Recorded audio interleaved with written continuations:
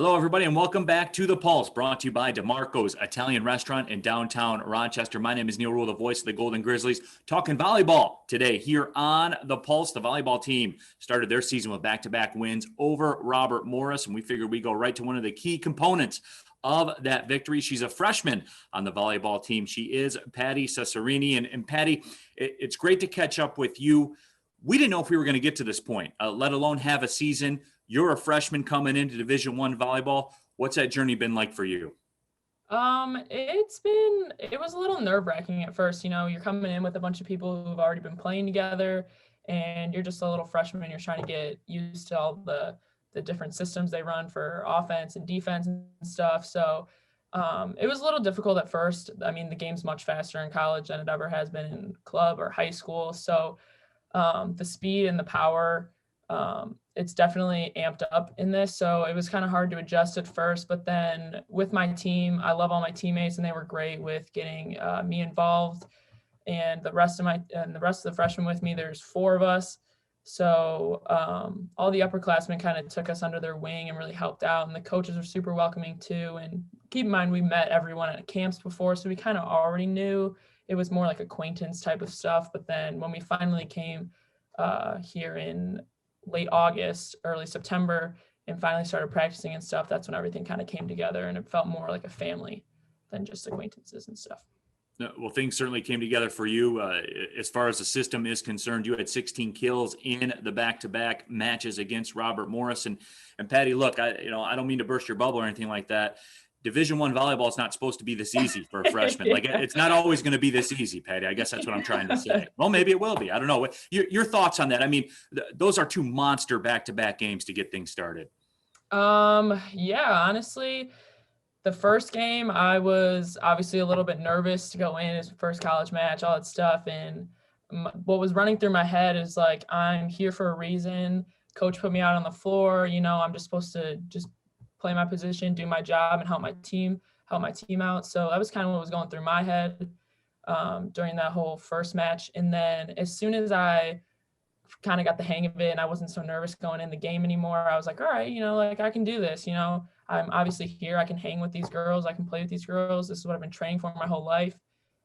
So after that, the first game jitters, after game 1, game 2 was much easier. I felt more confident with myself, and I was like, all right, now we can really start to kind of like ball out, I guess you can say. And my coaches and my teammates who were helping me too, they're like, hey, like you got to go thumb down, like hit the tee, like right where the libero is supposed to be, but she's not playing you right there. Like that spot's open. And I think that's where majority of those kills came from and stuff.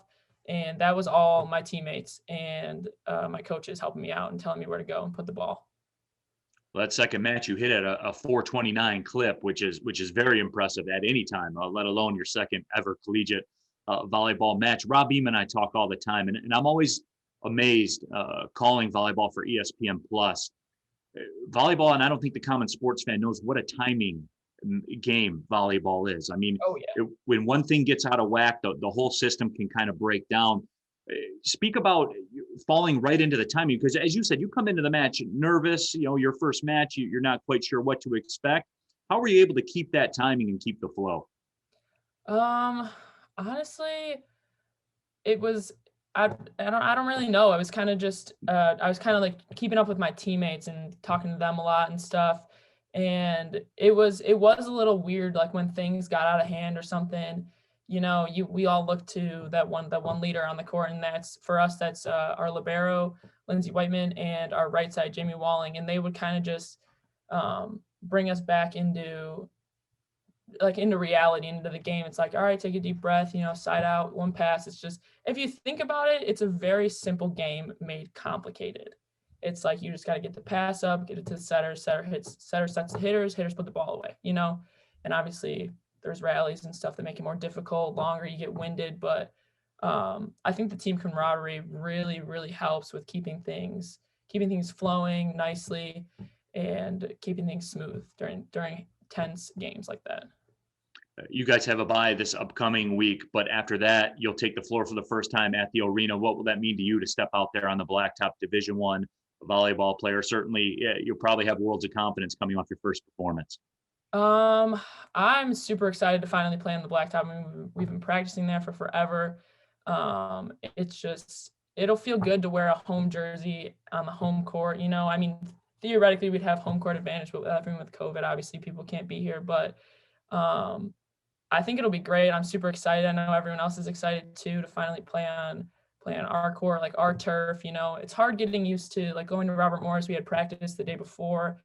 We have serve and pass earlier in the day of the games, but it's always super hard to get used to that environment and the lighting in the gym, and you got to figure out like depth perception. It's almost like a whole different world in somebody else's gym. But I think everyone will definitely be, and myself included, I'll be much more comfortable playing on our court because we've been doing it for who knows how many months now. Well, 16 kills per match, and you're not comfortable yet. I can't wait to see it either, to see you comfortable out there. But certainly, as always, you can keep up with Golden Grizzlies volleyball on ESPN Plus. The matches, select matches, will be streamed on there. Patti, appreciate your time, and I know things are only getting started. Yeah, no problem. Thank you so much.